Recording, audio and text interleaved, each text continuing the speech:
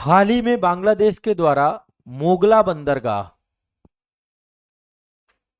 उसकी जितनी जमीन है मोगला बंदरगाह की, भारत से छीन करके चीन को सौंपने का फैसला किया गया है। एक नया राजनीतिक और रणनीतिक बदलाव देखने को मिल रहा है।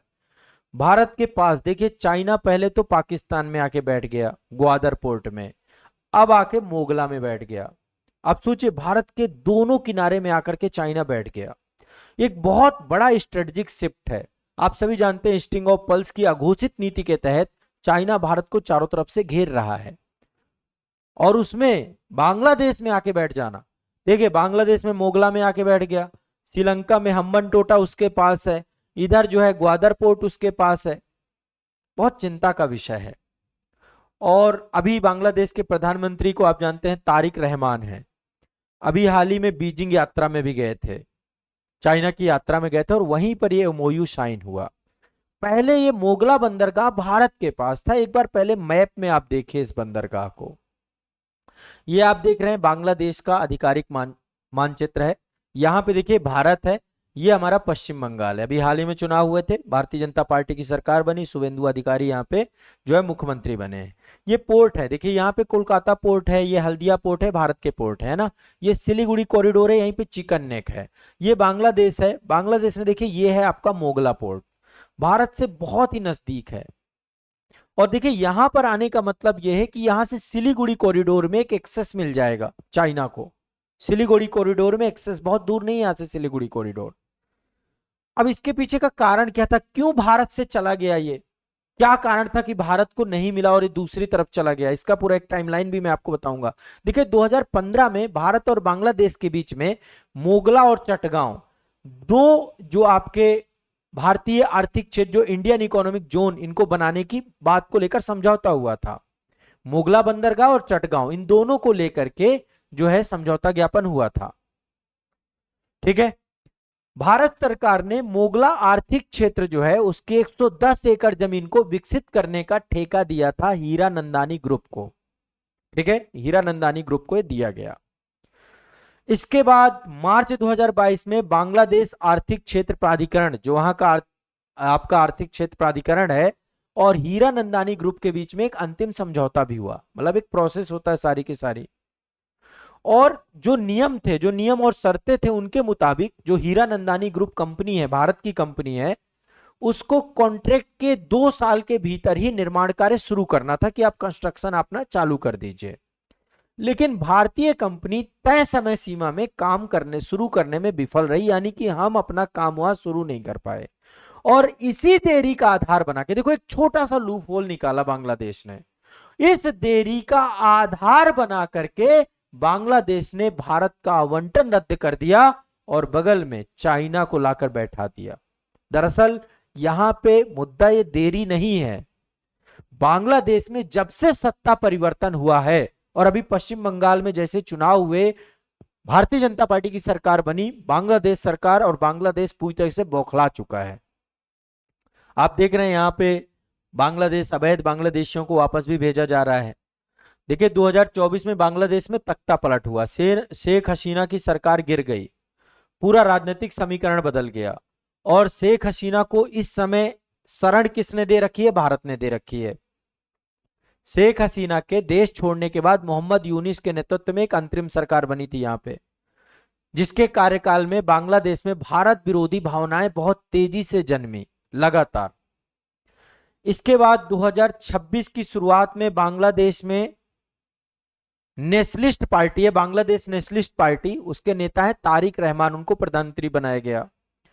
और जब से ये पार्टी सरकार में आई है, तब से इसका झुकाव पूरी तरीके से किसके तरफ है, ये पूरी तरीके से प्रो चाइना व्यक्ति है, चाइना की तरफ इनका झुकाव हमेशा से रहता ही है। तारिक रहमान हमेशा ये चाइना के पक्ष में बात करते हैं, और ये पार्टी हमेशा से प्रो चाइना को, आपको पता ही है चाइना तो भारत विरोधी ऐसी ताकतों को जो है, और चाइना की कृपा से ही ये सत्ता पे भी आए। तो ऐतिहासिक रूप से मतलब एक तो चीन की तरफ इनका प्रभाव रहा।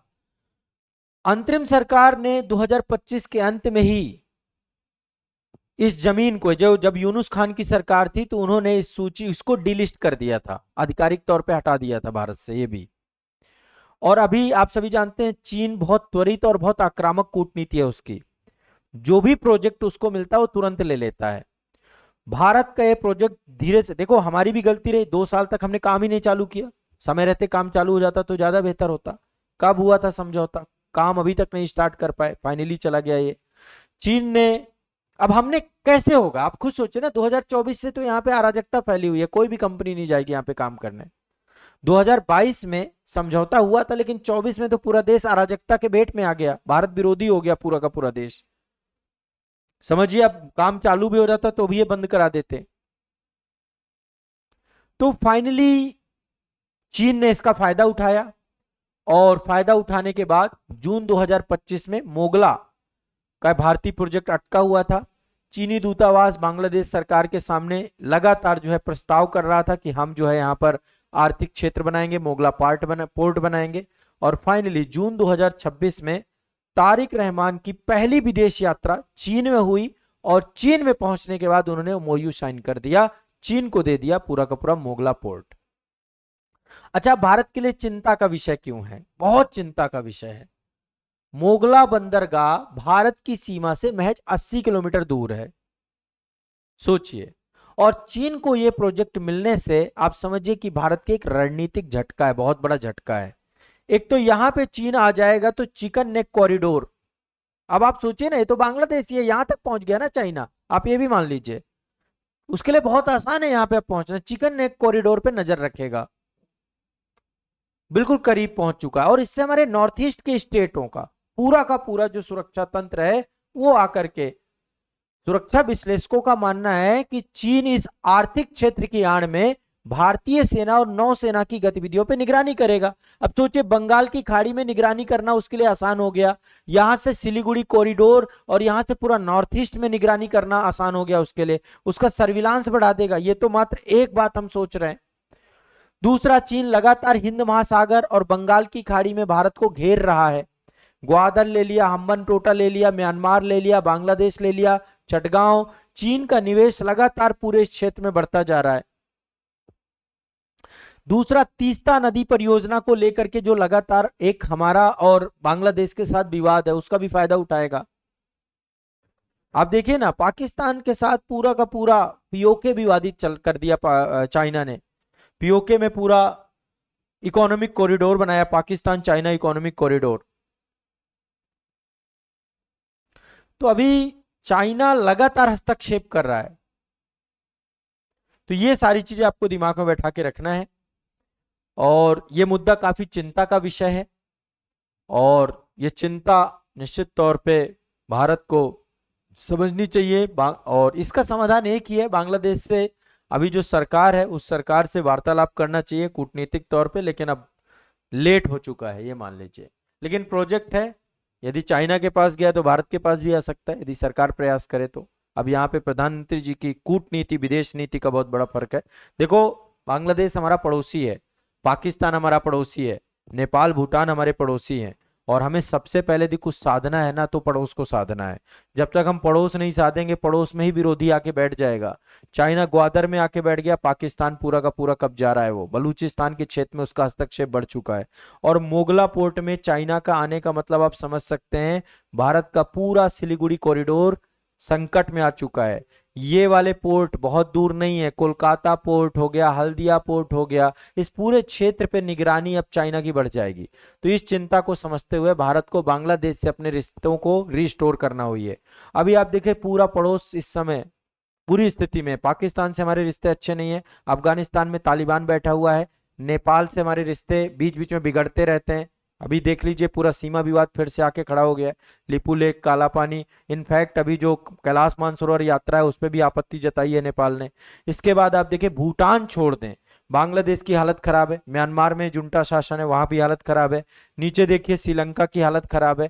इनफैक्ट भारत अभी अपना पड़ोस नहीं संभाल पा रहा, जो कि सबसे पहली प्रायोरिटी होनी चाहिए कि हमें अपने पड़ोस को शांत करना चाहिए, अपने रिश्तों को बैठ करके सुलझाते हुए पड़ोस से, क्योंकि पड़ोस सब तक शांत नहीं होगा ना, भारत कभी भी विकसित भारत नहीं बन पाएगा, ये मान लीजिए।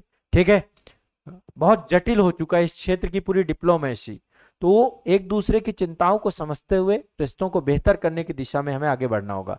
और जो सबसे बड़ी जड़ है ना, वो है पाकिस्तान। आप ये समझ लीजिए, वो रिश्ते अच्छा करने नहीं चाहता, उसके रिश्ते अच्छे करने का कोई फायदा भी नहीं, क्योंकि वो तो आतंकवाद को लेकर के खड़ा है, उसके दिमाग में अलग ही खुराफात है। तो कहीं ना कहीं पे चैलेंज बहुत बड़ा है, लेकिन भारत को चाहिए कि चीन इनका फायदा ना उठा पाए, इस दिशा में काम करने की जरूरत है। ठीक है, तो ये मोगला पोर्ट से जुड़ा हुआ आपका करंट अफेयर्स है। ठीक है, चलिए।